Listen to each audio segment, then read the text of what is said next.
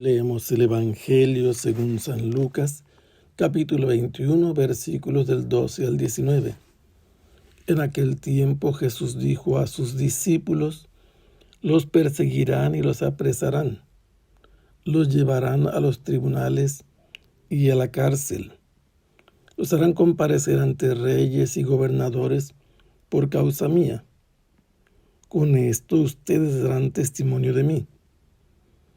Grábense bien que no tienen que preparar de antemano su defensa, porque yo les daré palabras sabias a las que no podrá resistir ni contradecir ningún adversario de ustedes.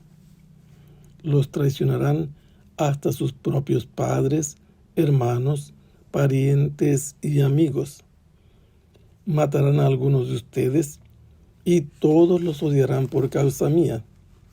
Sin embargo, ni un cabello de su cabeza perecerá. Si se mantienen firmes, conseguirán la vida.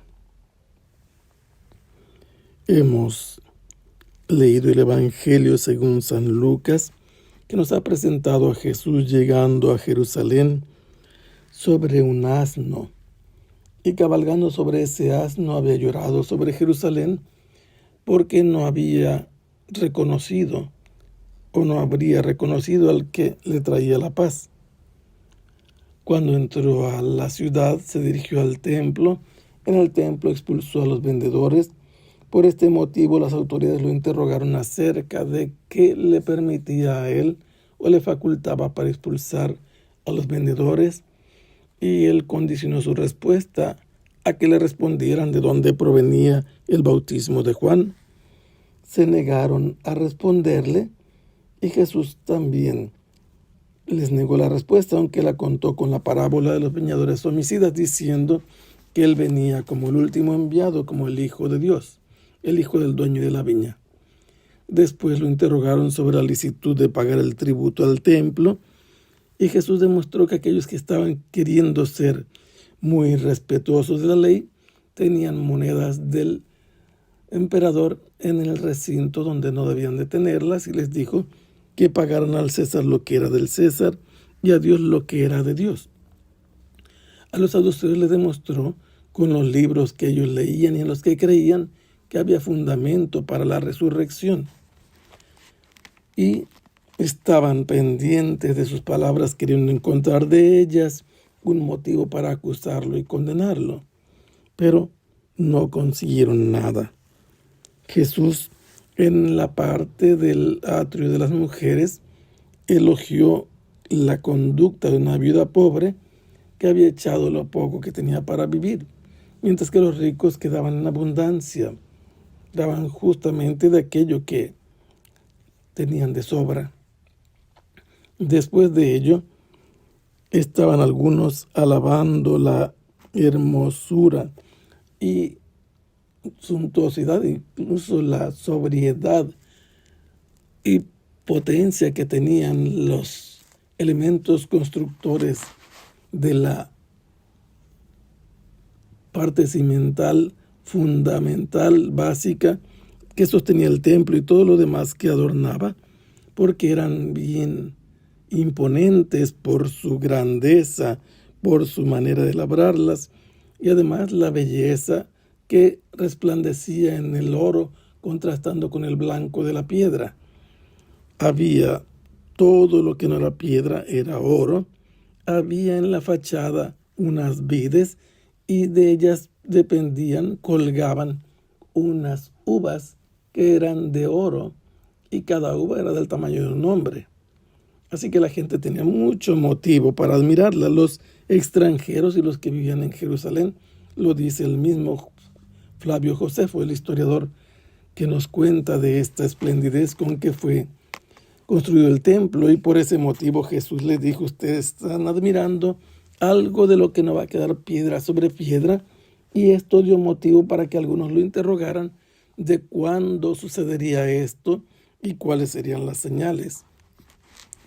Entonces Jesús les respondió que iba a haber falsos mesías, como ya lo sabía, que usurparían el nombre de Jesús. Pero Jesús les dijo que no era el tiempo del fin, Y luego les dijo que habría guerras, que habría terremotos, cataclismos, señales también en el cielo, pero que ellos no se angustiaran porque no era el fin. Inmediatamente después Jesús advirtió a sus discípulos directamente que ellos serían víctimas de persecuciones. Y una vez que los persecutores lograran apoderarse de ellos apresándolos, los harían comparecer ante los tribunales.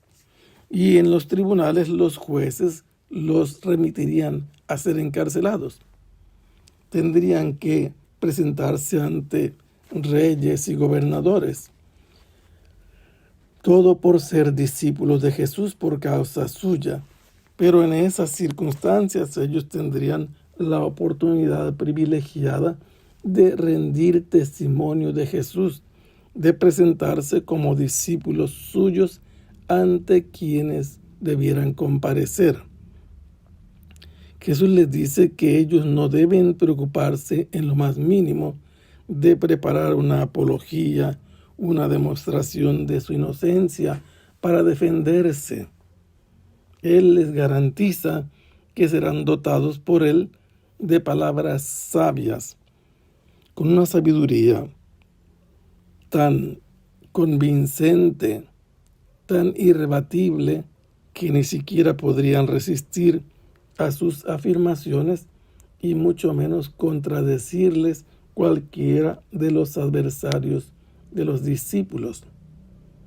Ellos por eso deben estar confiados en la asistencia que Jesús les va a dar y que ya dicho será el Espíritu Santo quien les va a poner las palabras en su boca.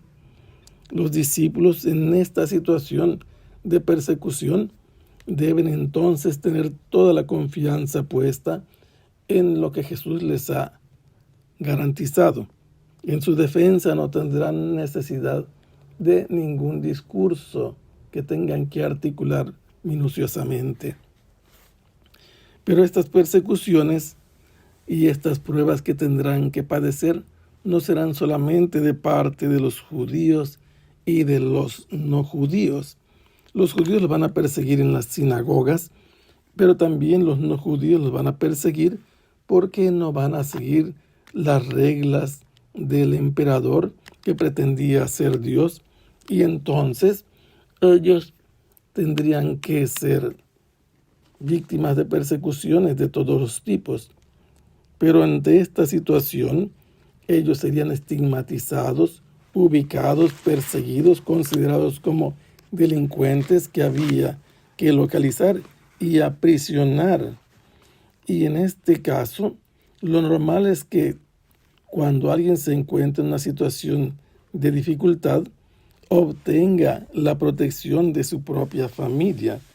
Y esto es lo terriblemente sorprendente, porque los discípulos van a ser víctima de traición de aquellos a los que más quieren.